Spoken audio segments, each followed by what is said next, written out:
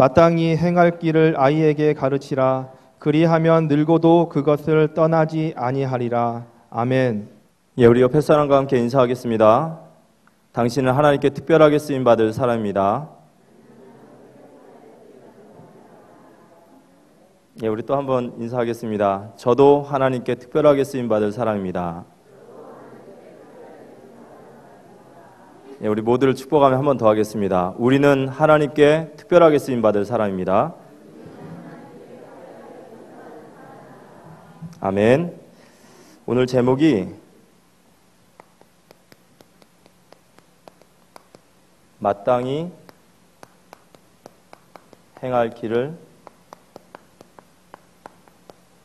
가르치라 라는 말씀을 가지고 저희가 같이 말씀 나누겠습니다. 올 한 해 시편 135편 4절에 나는 하나님께 특별하게 쓰임받을 사람이다, 이 말씀 붙잡았습니다. 그러면서 하나님이 특별하게 쓰시는 그 택한 사람들의 이야기를 통해서 우리가 하나님 앞에 특별하게 쓰임받을 사람이기 때문에 우리에게 특별한 훈련과 특별한 응답을 예비하셨다 하셨습니다. 우리에게 지금 있는 모든 문제와 환경이 이 말씀 속에서 완전히 답을 얻으시기 바랍니다. 오늘 또 저희에게 주신 말씀은 출애굽기 2장 1절에서 10절에 레위 남자와 레위 여자의 말씀을 주시면서 가장 박해 속에 최고의 부모로서 최고의 후대를 남긴 정말 우리 가정과 또 우리 교회가 누려야 할, 받아야 될 응답을 오늘 말씀하셨습니다.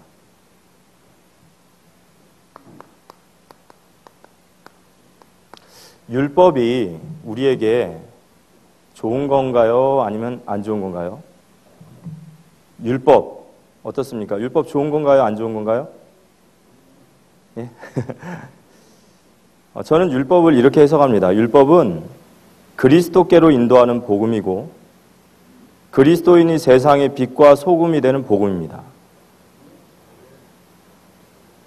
율법은 하나님의 법이에요. 말씀입니다. 성경 66권이 율법이기 때문에 율법은 절대로 선악 이상한 게 아니에요. 그 율법 앞에 선 우리가 이제 문제죠. 근데 하나님이 우리에게 율법을 주신 이유가 뭐냐면 죄를 깨닫게 하기 위해서요. 율법이 있기 전에는 죄가 뭔지를 몰랐는데 율법을 딱 들이대놓으니까 죄가 뭔지를 알게 돼요. 그러다 보니까 이 율법 앞에서 우리가 여실히 죄인인 게 깨달아지는 거예요. 그리고 이 죄의 삭스로 우리가 심판을 받을 수밖에 없구나라는 것을 깨닫게 되는 거죠. 여러분, 암 환자가 암을 말해주는 게 복음입니까? 아니면은 이 사람 충격받을까 봐 말 안 해주는 게 복음입니까? 그죠? 이거 말하나 말하죠. 율법은 나쁜 게 아니에요. 그래서 성경에는 율법을 이렇게 말해요. 로마서 3장 20절과 20절, 19절 보면, 먼저 20절을 보면, 그러므로 율법의 행위로 그의 앞에 의롭다 하심을 얻을 육체가 없나니 율법으로는 죄를 깨달음이라. 율법의 첫 번째 용법. 그리고 19절에는 이 죄를 깨달음으로 우리가 알거니와 무릇 율법이 말하는 바는 율법 아래 있는 자들에게 말하는 것이니 이는 모든 입을 막고 하나님 앞에 모든 입을 막고 온 세상으로 하나님의 심판 아래 있게 하려 함이라. 이게 율법의 용도입니다. 로마서 3장 19절과 20절. 그래서 이 율법은 우리로 하여금 결국에는 그리스도께로 인도하시는 거예요. 로마서 3장 21절과 22절을 보면 이제는 율법 외에 하나님의 의가 나타났으니 그 의가 바로 그리스도이신 줄 믿으시기 바랍니다. 율법 외에 다른 의가 나타나셨어요. 율법과 선지자들에게 증거를 받은 것이라 곧 예수 그리스도를 믿음으로 말미암아 모든 믿는 자에게 미치는 하나님의 의인이 차별이 없느니라. 유대인이나 헬라인이나 믿는 자들에게는 구원을 주시는 하나님의 의, 바로 우리에게 그리스도를 주신 줄을 믿으시기 바랍니다. 그래서 우리에게 먼저 내가 죄인임을 깨달으면 그 다음 우리에게 그리스도만이 답이구나 알게 되는 거예요. 그렇다면 구원받은 우리에게 있어서 지금 이 율법은 어떤 의미일까요? 구원받은 우리에게 있어서 율법은 하나님의 자녀로서의 삶의 규례예요. 애시당초 하나님은 율법을 구원의 방편으로 주신 적이 없어요. 구원은, 율법의 용도는 구원의 방법이 아닙니다. 절대 아니에요. 이것이 바로 하나님의 자녀들이 살아야 될 규례예요.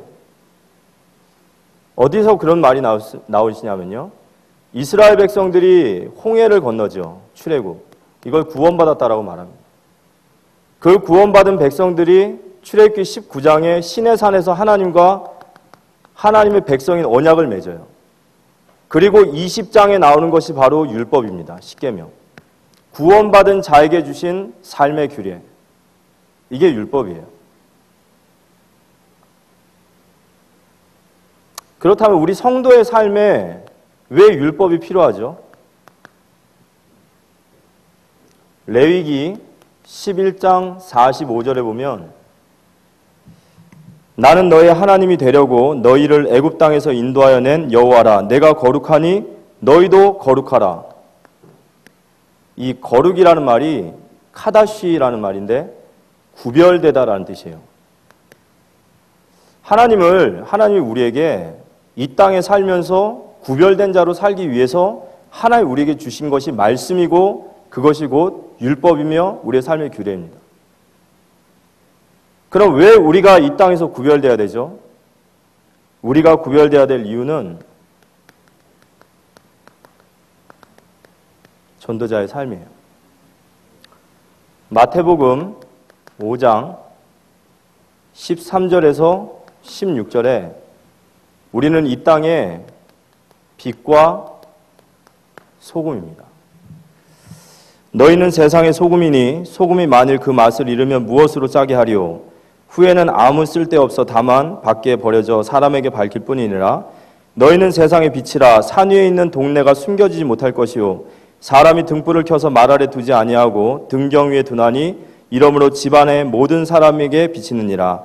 이같이 너희 빛이 사람 앞에 비치게 하여 그들로 너희의 착한 행실을 보고 하늘에 계신 너희 아버지께 영광을 돌리게 하라. 여러분, 전도자의 삶의 이유가 뭘까요? 저는 개인적으로 이렇게 생각해요. 삶이 받쳐주지 않는 전도는 한계가 와요. 삶이 받쳐주지 않는 전도는요, 결국에는 한계가 옵니다. 오늘 오전에 목사님이 그러셨어요. 우리의 주업은 복음이다. 그럼 우리의 부업은 나의 업이고 가정이고 교회고 뭐 이래요. 그럼 우리 주업이 중요하니까 부업은 내려놔야 되냐? 아니다. 주업이 진짜 중요하다면 우리는 부업에 생명을 거는 것이 바로 복음인 줄 믿으시기 바랍니다. 다른 것이 아니에요. 율법을 지키기 위해서 우리에게 율법이 필요한 것이 아니라 결국 우리 이 땅에서 빛과 소금으로 살기 위해서 우리의 착한 행실로, 우리의 복음의 행실로, 구별된 삶으로 이 땅의 불신자들에게 그리스도인답게 서기 위해서 우리에게는 하나님 말씀이 필요한 줄 믿으시기 바랍니다. 그죠? 우리 변화되어야 되지 않습니까? 그래서 이 율법은 지금 우리에게는 사랑의 계명이 된 거예요. 무슨 말씀이냐면요. 바리새인들은 이 율법을 자신의 의를 드러내고 정죄받지 않기 위해서 지켜요. 어떤 사람들은 하나님의 말씀을 지키는 것이 기복주의, 이렇게 하면 복 받는다 생각하니까 지켜요. 그렇지만 우리에게 이제 율법은 사랑의 계명입니다. 이게 율법의 진짜 정신이에요.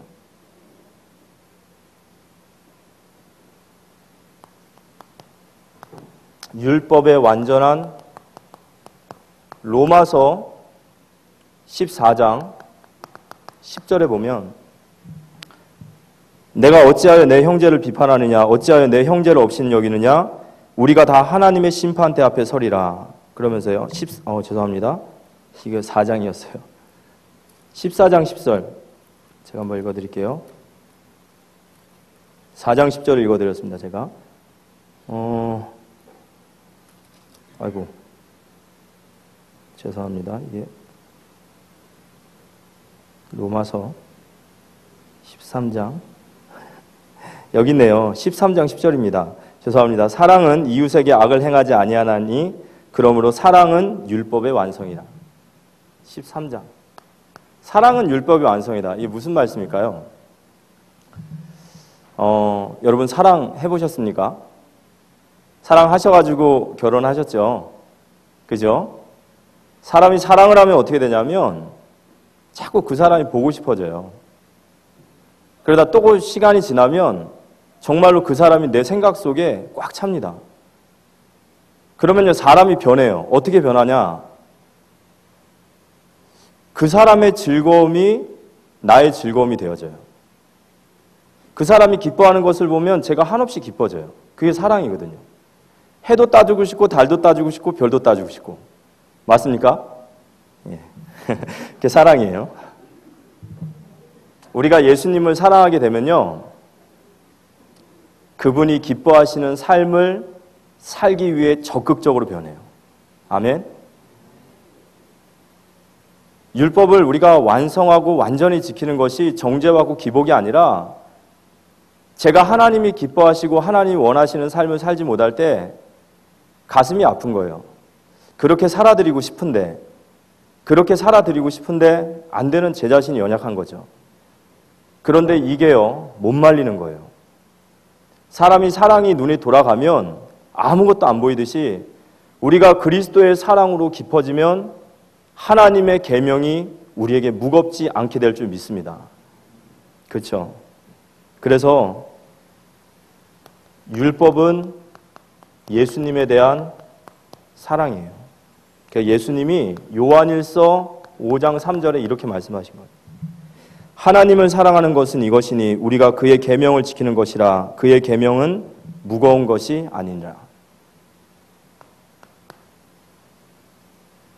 우리가 하나님의 말씀 속에 들어갈 때 일어나는 우리에게 응답이 뭘까요? 그건 바로 자신을 넘어서는 인생이 되어져요. 달라집니다. 진짜 그리스도를 사랑하게 되고 그리스도를 위해 내 삶을, 내 인생을 드리겠다 결론이 되면요, 내 안에 절대로 이제까지 보탰던 나의 모습이 나와요. 생각이 바뀌고 삶이 바뀌고 삶의 이유가 생기는 거예요.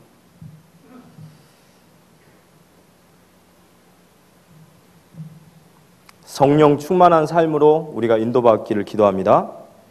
오늘 마땅히 행할 길을 가르치라 하셨는데요, 오늘 기준에 대한 좀 이야기를 잠깐 나눌 텐데요.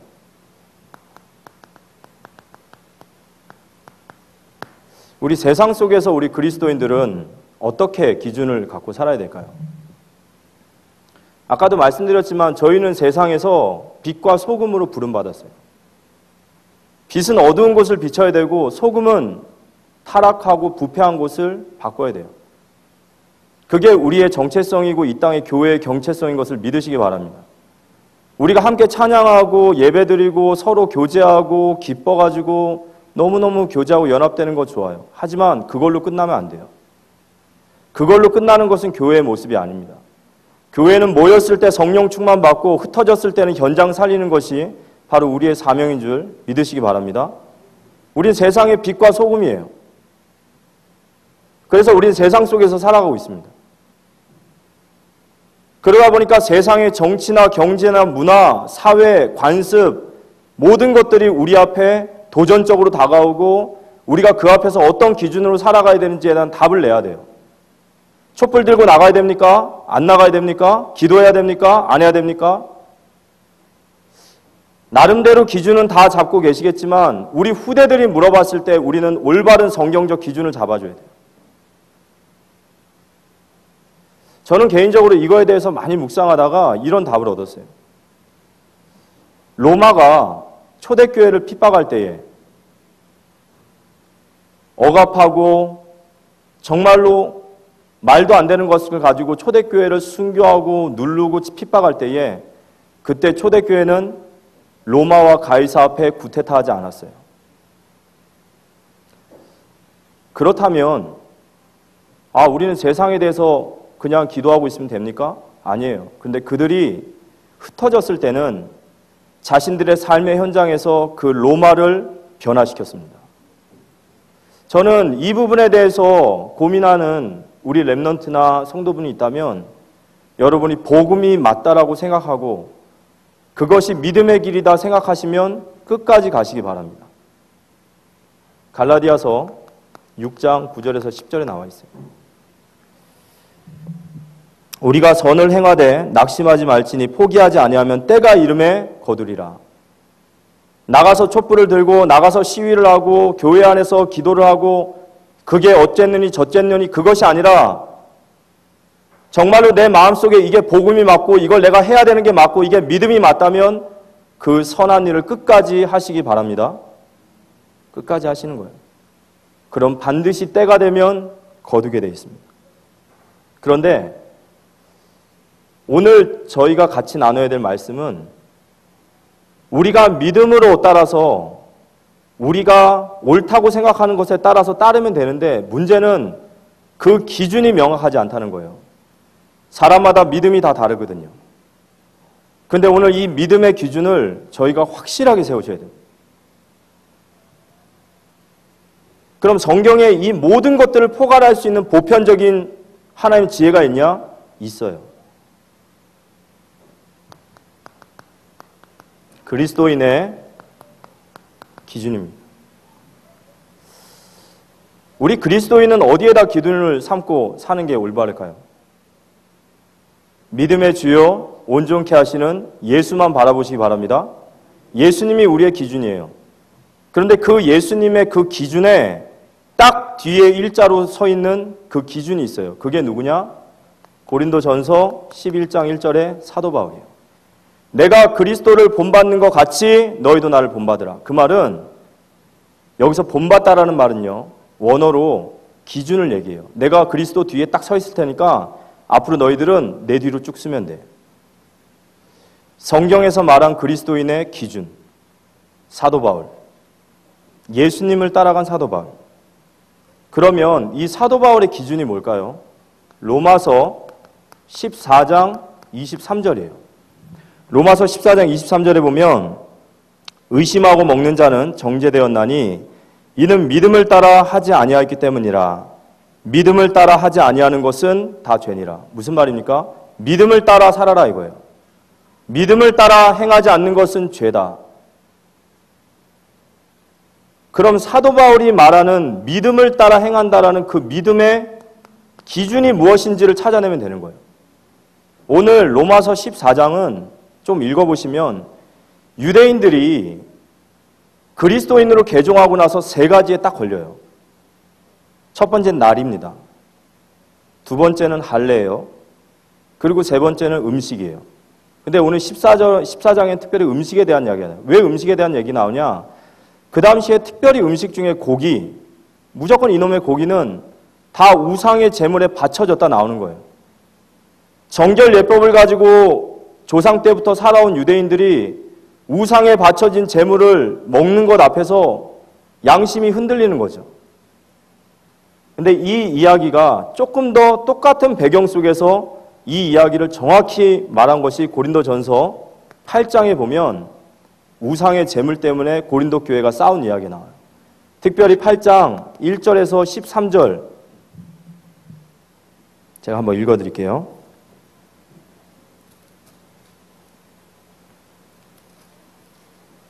고린도전서 8장 1절에서 13절 우리 한 절 한 절씩 한번 읽어보겠습니다. 제가 한 절, 우리 성도님도 한 절 읽어보겠습니다. 우상의 제물에 대하여 우리가 다 지식이 있는 줄을 아나 지식은 교만하게 하며 사랑은 덕을 세우니라.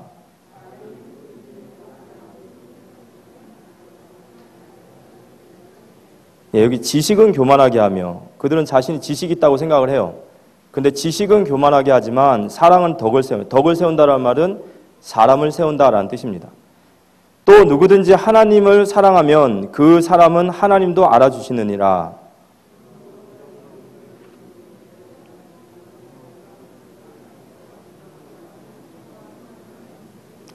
비록 하늘에나 땅에나 신이라 불리는 자가 있어 많은 신과 많은 주가 있으나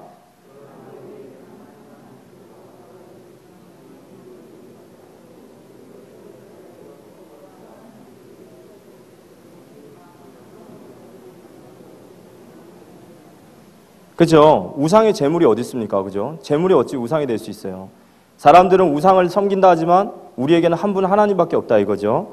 그러나 이 지식은 모든 사람에게 있는 것이 아니므로 어떤 이들은 지금까지 우상에 대한 습관이 있어 우상의 제물로 알고 먹는 거로 그들의 양심이 약해지고 더러워지느니라.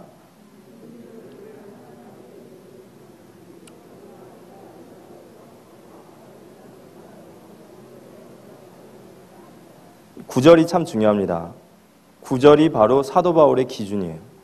그런즉 너희의 자유가 믿음이 약한 자들에게 걸려 넘어지게 한 것이 되지 않도록 조심하라.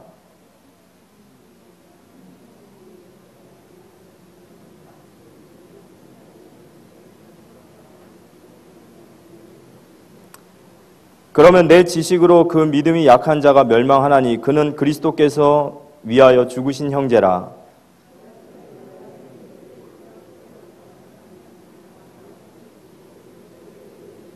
13절 우리 같이 한번 읽어보겠습니다. 그러므로 만일 음식이 내 형제를 실족하게 한다면 나는 영원히 고기를 먹지 아니하여 내 형제를 실족하지 않게 하리라. 아멘. 그리스도인들이 개종을 했는데 두 종류의 사람들이 있는 거예요. 한 종류는 유대인 그리스도인, 율법과 음식과 절기와 날을 지키던 자들. 그리고 한 분류는 이방인 그리스도인이에요. 그런데 그 두 그리스도인에게 특별히 오늘 음식에 대해서는 이방인들은 걸릴 게 없어요. 이방인들은 전혀 그게 걸릴 거 없습니다. 근데 유대인들에게는 그게 걸리는 거예요. 그게 걸리니까 이 이방인들, 걸릴 것 없는 이방인들이 이렇게 얘기하는 거예요. 야, 우상이라는 게 어디 있냐? 또 우상의 제물이라는 게 어디 있냐? 고기는 그냥 고기지. 그건 네가 믿음이 약해서 그런 거야. 네가 복음이 덜 돼서 그런 거야. 먹어라 얘기하는 거예요. 먹어라 얘기하는 거예요. 그러니까 그 앞에서 유대인들이요, 자신은 아직 그 부분에서 해방받지 못했는데 분위기가 먹으라 하니까 어떤 사람들은 그걸 먹어요. 그러니까 오늘 나와 있죠. 양심에 걸리는데 먹어요. 그럼 어떤 사람들은 못 먹겠다 싸워요. 그러니까 넌 복음 아니다 얘기를 해요. 그래서 교회가 막 난리가 난 거예요. 그래서 사도 바울에게 얘기하는 거예요. 바울 선생님 이럴 때 어떻게 해야 됩니까? 그때 사도 바울이 이런 얘기를 하는 겁니다.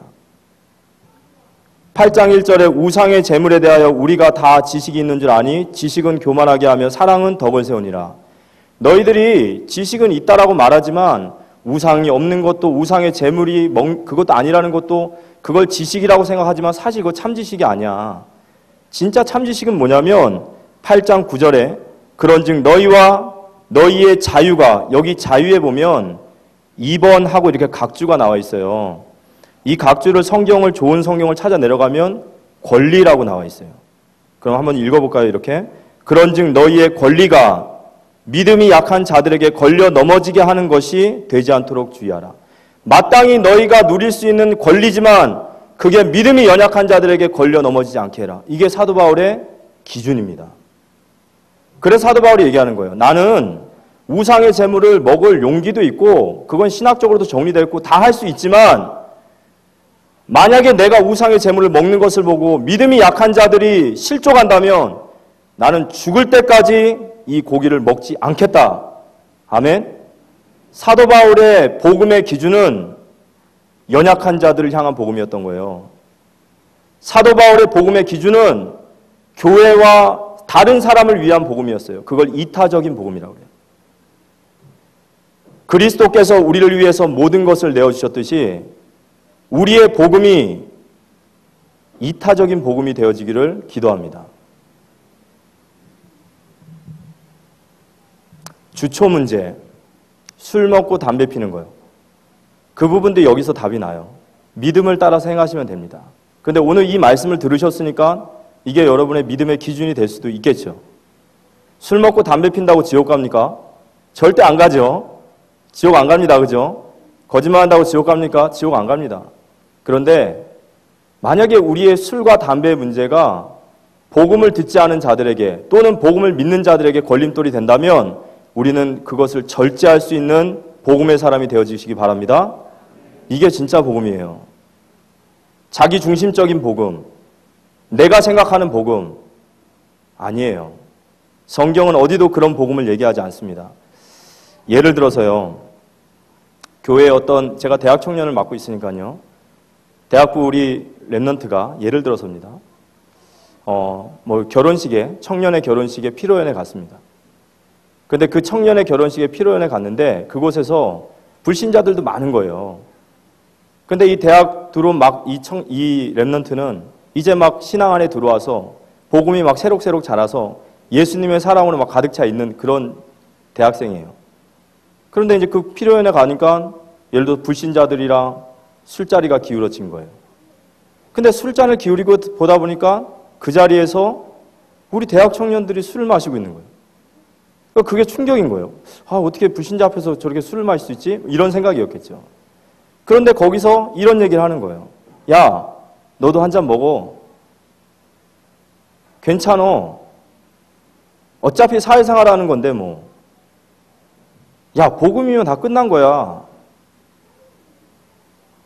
너 어차피 숨어서 먹는 게 더 문제야. 먹어. 이 친구가 저한테 온다면 여러분 그거는요. 어린아이의 신앙이에요. 너무너무 어린아이의 신앙. 어린아이는 딱 자기밖에 몰라요. 내가 좋으면 좋은 거고요. 내가 싫으면 싫은 거예요. 어른은 그렇지 않습니다. 어른은 넓게 보고 깊게 보고 멀리 볼 수 있어야 돼요. 하나님의 마음이 무엇인지 지금 나의 행동과 생각과 이런 말이 어떻게 복음에 영향을 주는지 이걸 볼 수 있는 게 바로 성숙한 제자의 길입니다. 우리 랩런트들에게 이 복음을 기준을 잡아주지 않으면 지난주 수요일날 부목사님 이런 얘기 하셨어요. 말은 복음이 맞는데 시간이 지날수록 사람이 이상한 거예요. 시간이 지날수록 사람은 괜찮아지고 시간이 지날수록 멋이 있어야 되는데 이건 어떻게 시간이 지날수록 더 사람은 이상한 거예요. 우리 랩런트들이 하나님과 사람 앞에 사랑받는 랩런트가 되어지기를 기도합니다. 우리가 당대에 살다 죽을 인생이 아니기 때문에 우리는 절대로 그런 나 중심적인 복음을 가지고 있으면 안 돼요. 그래서 사도 바울은 우리가 잘 알고 있다시피 복음의 사람이었어요. 자기 중심적인 신앙이 아니라 이타적인 신앙. 정말로 하나님을 사랑하고 내 이웃을 사랑하고 그 사랑이 무엇인지를 진짜 아는 제자였다. 사도 바울은 복음의 생명권자예요. 복음의 진리 앞에서는 목숨을 걸었습니다. 하지만 복음의 진리 외의 모든 문제에 대한 답은 그의 믿음대로 행했어요. 그게 뭐냐? 연약한 자를 위해서, 남을 위해서, 다른 사람을 위해서, 복음을 위해서. 여러분 우리 복음이 본론입니다. 아멘. 복음이 본론이에요. 복음 외의 모든 것이 다 서론이에요. 그럼 우리가 진짜 복음이 본론이고 결론이 맞으면 서론을 뛰어넘기 바랍니다. 서론 빨리 뛰어넘어야 돼요. 여기 우리 랩런트들이 있는데 우리 랩런트들이 진짜로 내가 하나님 앞에 부름받은 자가 맞고 내 인생을 하나님 앞에 드려지기를 결단한 랩런트가 맞다면 이제는 공부하는 게 복음이에요. 이제는 인사하는 게 복음입니다. 이제는요 내 삶을 정리하는 게 그게 복음이에요. 우리가 복음의 사람이 되어지길 바랍니다. 어떻게 나 중심의 이기적인 사람에게 하나님의 교회를 맡길 수 있겠습니까? 그래서 마땅히 행할 길을 가르치라 그래요. 가르치라 하셨죠. 그럼 이 말씀을 받는 대상이 누구냐? 바로 이 말씀을 받는 대상이 교회겠죠. 이 말씀을 받는 대상이 바로 믿음의 가정일 겁니다. 이 말씀을 받는 대상이 바로 우리 랩런트들을 사역하는 랩런트 주일학교 매지 모든 사역자들 겁니다. 마땅히 행할 길을 가르쳐라. 이 아이들이 기준을 가지고 세상에 나아갈 수 있도록 그 길을 가르쳐라. 길이라고 했죠. 바로 로드맵이죠. 가장 먼저 우리 렘넌트들에게 가르쳐야 될 길이 뭘까요? 저는 그게 바로 그리스도인의 영성이라고 생각해요. 사도행전 7장 20절에 그때 모세가 낳는데 하나님이 보시기에 아름다운지라 그의 아버지의 집에서 3달 동안을 길리더라. 먼저 하나님이 보시기에 아름다운 우리 렘넌트들이 되어지기를 기도합니다. 먼저 복음으로 결론 나야 돼요. 복음을 위해서 나의 권리를 포기하는 것은요, 복음의 사람이 아니면 절대 될 수가 없어요. 우리가 이런 그리스도인으로서 성숙한 제자로서 마땅히 가르쳐야 될 그 길로 이르기 하기 위해서는 가장 중요한 것이 바로 그리스도인의 영성이에요. 복음. 21가지 전도자의 삶의 복음, 영성. 그리스도와 하나님의 나라와 성령 충만함의 인생의 결론난 제자. 우리 렘넌트들이 복음을 체험하고 복음을 확인하고 복음이 정말로 그 속에 가치를 찾는 것이 우리에게 있어서 가장 큰 숙제입니다. 여기에 정말로 우린 중요한 것을 담아야 돼요. 정말로 우리 렘넌트들이 복음 체험할 수 있게 해줘야 돼요. 우리가 영성이 먼저 준비되어야 된다면, 정말로 우리가 그리스도 안에 결론난 제자가 됐다면 그때부터 이 렘넌트는 움직이기 시작해요. 그때부터 이 움직이기 시작합니다. 그들의 삶이 변화되기 시작해요. 이 삶의 생명 건 자들이 됩니다. 어디에 생명 걸어야 될까요? 9가지 포인트. 사람에 대해서, 일에 대해서, 그리고 하나님에 대한 시간표, 하나님에 대한 가치, 여기에 대해서 바뀌어야겠죠.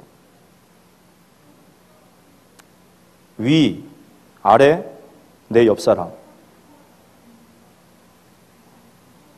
이거 구별 못하면요, 아무리 복음이라도 쓰임받지 못합니다. 우리가 세상에서 살아가야 되기 때문에. 일 맡겨놨는데 늘 일하는 게 그래요. 늘 일하는 게 마무리도 없고 중심도 없고 결론도 못 내리고 그냥 이익만 좀 찾아다니고, 그거 어떻게 쓰겠습니까? 그죠? 기준이 늘 자신의 기준이다. 그러면 안 되는 거예요. 7가지 전문성.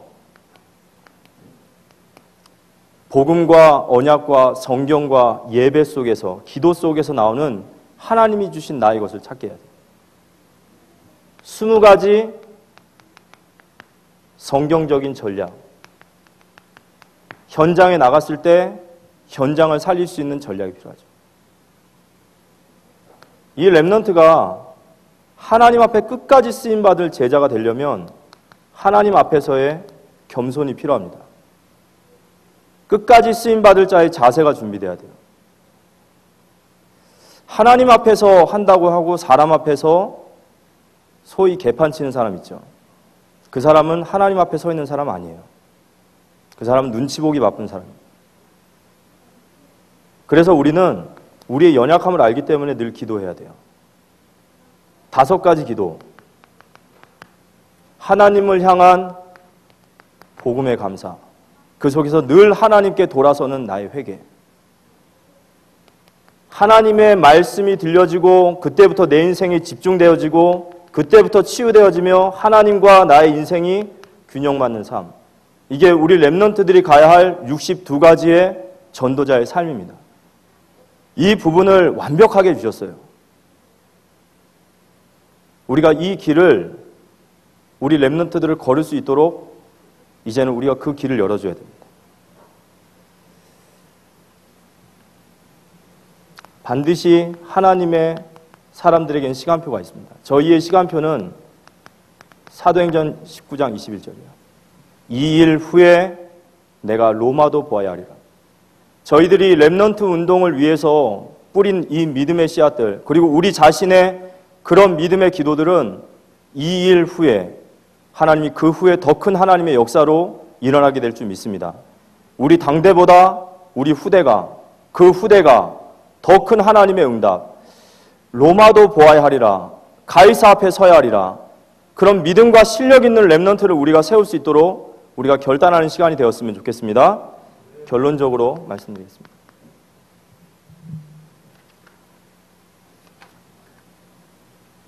오늘 이번 한 주간의 말씀이 레위 남자와 레위 여자였습니다. 박해 시대에, 가장 위기 시대에 최고의 부모로서 최고의 후대를 남긴 레위 남자와 레위 여자. 우리가 이 말씀 붙잡고 하나님 앞에서 다시 한번 믿음으로 결단해야 될 것 같아요. 근데 저는 오늘 말씀 받으면서 이 본문 말씀 속에, 또 목사님 말씀 속에 마음에 와닿는 게 있었어요. 그게 뭐냐면, 하나님은 렘넌트 운동을 위하여 모든 것을 예비하신 줄 믿으시기 바랍니다. 모든 것을 예비하셨어요. 하나님의 계획이 이루어지기 위해서 하나님은 모든 것을 섭리하셨고, 하나님의 작정된 시간은 분명히 있었어요. 모세를 갈대 상자에다 담았습니다. 그죠? 그 갈대 상자가 히브리어로 테베라고 그래요. 그 테베라는 말이 무슨 말이냐? 방주라는 뜻이에요. 하나님은요, 예비하셨어요. 미리암이라고 하는 누이가 있는데요. 제가 오늘 이 말씀 들으면서 깜짝 놀란 거예요. 아론이 3살 많은 형, 미리암은 한 6, 7살 됐을 것이다. 아, 맞아요. 그래도 6살, 7살은 돼야 공주한테 가가지고 얘기 좀 할 거 아니에요. 그죠? 아, 예비하셨구나.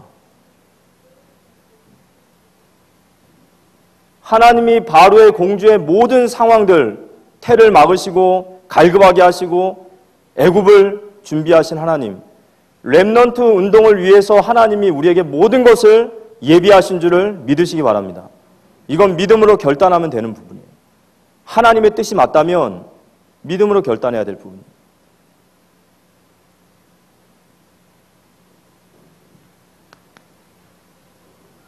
그래서 하나님 모든 걸 예비하셨거든요. 그럼 하나님 모든 걸 예비하셨다면 이제 하나님께서 이 시대에 찾으시는 요게벳과 아므람을 찾으시는 거예요.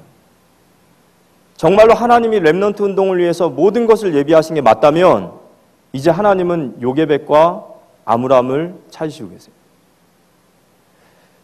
저희의 가정과 우리 교회와 우리 렘넌트들의 사역이 바로 우리가 이 시대의 요게벳과 아므람의 역할을 하기를 기도합니다. 그래서 저는 개인적으로요, 렘넌트 운동의 가장 중요한 역할을 하는 사람 중에 한 사람을 교역자로 봐요. 교역자는요, 끊임없이 하나님의 말씀 속에서 준비되어야 된다고 저는 생각합니다. 왜냐? 우리의 말 한마디가 그 아이의 인생의 기준을 바꿔요. 기준에 따라 인생은 결론납니다. 하나님의 말씀을 대언하는 영적인 지도자들은 그 무게와 그 하나님의 직분을 알고 끊임없이 하나님 앞에서 기도하며 준비해야 돼요. 대충 내 생각으로 절대 안 됩니다. 그리고 우리 중직자분들은요, 보여지는 복음의 모형입니다. 우리 렘넌트들은 우리 중직자분들의 말을 듣지 않아요. 신앙생활을 봅니다. 그 길을 따라가요.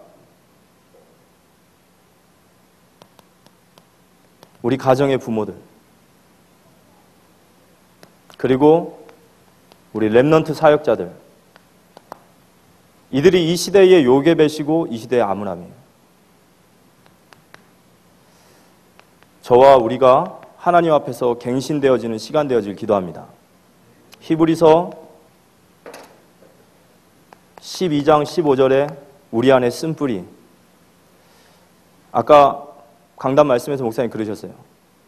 말이 아니라고 그랬어요. 사람을 변화시킨 것은 말이 아니라 우리는 렘넌트들의 본이 되어야 된다고 했습니다. 저희들이 이 길을 가지 않는데 어떻게 이 길을 가는 렘넌트를 세울 수 있겠습니까? 최고의 렘넌트 운동은 렘넌트의 발판이 되어야 될 우리가 변화되어지는 것인 줄 믿습니다. 하나님 앞에서. 정말 우리 갱신돼야 되죠. 진짜 우리의 영성이 갱신돼야 되고 우리의 삶이 갱신되고 우리가 정말 겸손하게 주님 앞에 기도할 수 있어야 됩니다.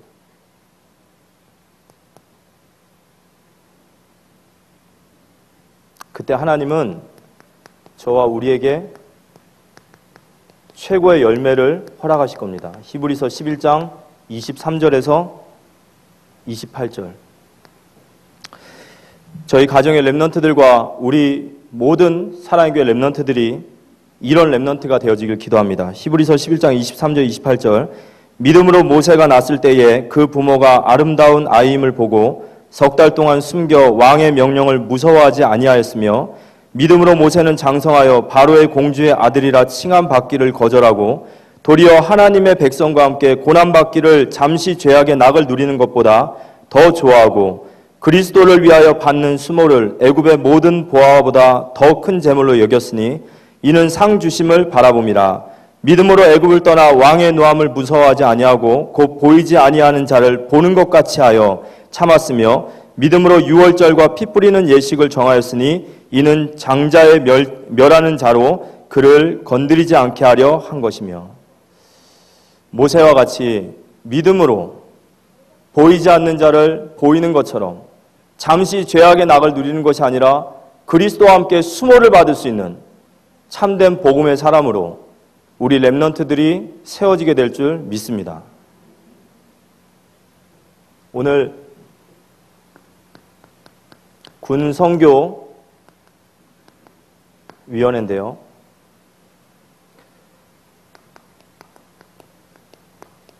가르치라 이렇게 말씀하셨거든요.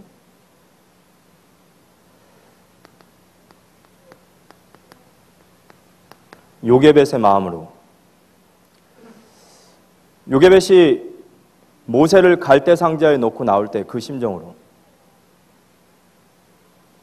정말 기도하고 준비하고 또 준비하는 그 마음으로. 에베소 6장에 보면 사단은 정사와 권세와 세상의 주관자들과 하늘에 속한 악한 영, 군이라는 현장에서 우리 렘넌트들은 너무 폐쇄된 공간에서 거기에서 복종해야 되는 상태예요. 우리가 그런 현장을 안다면 우리 군선교위원회에서 정말 요베게벳과 같은 마음으로 준비해야겠죠. 영적인 군사로, 정말 영적 군사로 3년 또 장교, 단기, 장기 분명한 자신의 현장을 가지고 62가지의 삶을 가지고 갈 수 있어야겠죠. 그러기 위해서는 가르치는 데는 반드시 시스템이 필요합니다. 시스템이 없으면 지속할 수가 없거든요. 그래서 일꾼이 모여야 하고 모임이 필요한 것이고 이걸 계속해서 나눌 수 있는 시스템이 필요합니다. 그래서 레위 남자와 레위 여자의 축복을 받는 우리 군선교위원회가 되었으면 좋겠고요. 아까 군선교위원회에서 함께 기도해 줄 기도 제목이 우리 12명의 렘넌트들이 지금 군 현장에 가 있습니다. 그 렘넌트들이 군 현장에서 군 선교사로서의 사명 감당하고 강건하게 또 이렇게 지낼 수 있도록, 또 우리 모든 렘넌트들이 군대를 가기 전에 군 합숙을 통해서 영성으로 준비되어질 수 있도록 이런 기도 제목을 주셨습니다. 11월 8일 저희 교회에 노회가 있습니다. 그 노회를 두고 우리가 함께 좀 기도해야 되겠고요. 12월 25일 날 새생명 전도 축제를 두고 저희들이 준비하는 시간이 돼야 될 것 같습니다. 그리고 무엇보다도 우리가 내년부터 계속해서 강단을 통해서 하시는 말씀처럼 렘넌트 운동의 본격적인 새로운 시작이 우리에게 되어지게 될 줄을 믿습니다. 마땅히 행할 길을 아이 때에 가르치라 하셨습니다. 우리 렘넌트들이 세상의 기준, 정확한 그리스도인의 기준을 가지고 정말 믿음을 따라서 행해 나갈 수 있는 그런 이 땅의 모세와 같은 렘넌트들로 세워질 수 있도록 오늘 이 말씀 받은 부모의 입장에서, 렘넌트 사역자의 입장에서, 우리 교회의 중직자로 어른으로서의 입장으로서 우리 자신이 먼저 하나님 앞에 신앙생활, 먼저 기도생활, 먼저 우리가 복음의 사람으로 설 수 있도록 우리가 함께 기도하며 승리하는 우리 모든 성도님 되시기를 예수님의 이름으로 기도합니다.